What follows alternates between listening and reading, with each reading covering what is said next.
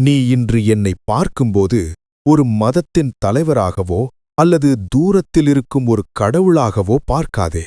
நான் உன்னோடு இருக்கிறேன். நீ என்னை உன் இருதயத்தில் ஏற்றுக்கொண்ட அந்த நொடியே உன் பழைய அடையாளங்கள் அனைத்தும் மறைந்துவிட்டன. நீ இப்போது ஒரு புதிய படைப்பு.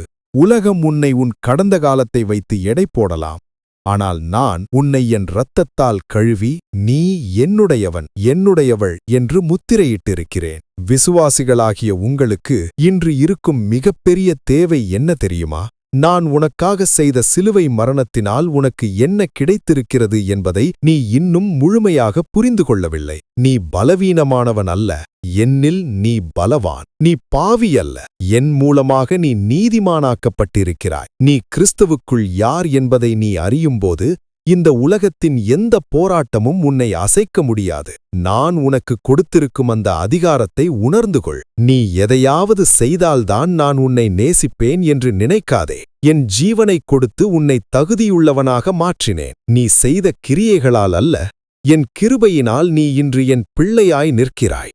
உனது பலவீனங்களைப் பார்த்து சோர்ந்து போகாதே. என் பலம் உன் பலவீனத்தில் பூரணமாய் விளங்கும். நீ என் சாயலாக மாற்றப்பட்டிருக்கிறாய் என்பதை ஒருபோதும் மறக்காதே. சத்தியத்தை அறிவீர்கள், சத்தியம் உங்களை விடுதலையாக்கும் என்று நான் சொன்னேன். என் வார்த்தையாகிய வேதாகமத்தில் உன்னைப் பற்றி நான் என்ன சொல்லியிருக்கிறேன் என்பதை ஆழமாகப் பார். பிசாசு உன்னை தகுதியற்றவன் என்று சொல்லும்போது நான் கிறிஸ்துவுக்குள் தேவனுடைய நீதி என்று தைரியமாகச் சொல்.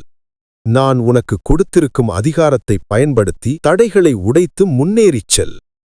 நீ ஒரு வெற்றியாளனாக வாழவே அழைக்கப்பட்டிருக்கிறாய். இன்று முதல் உன்னை நீ பார்க்கும் விதம் மாறட்டும். நீ தனியாக இல்லை, நான் உனக்குள் இருக்கிறேன். என்னில் நீ யார் என்பதை உணர்ந்து ஒவ்வொரு நாளும் நம்பிக்கையோடும் அதிகாரத்தோடும் வாழு.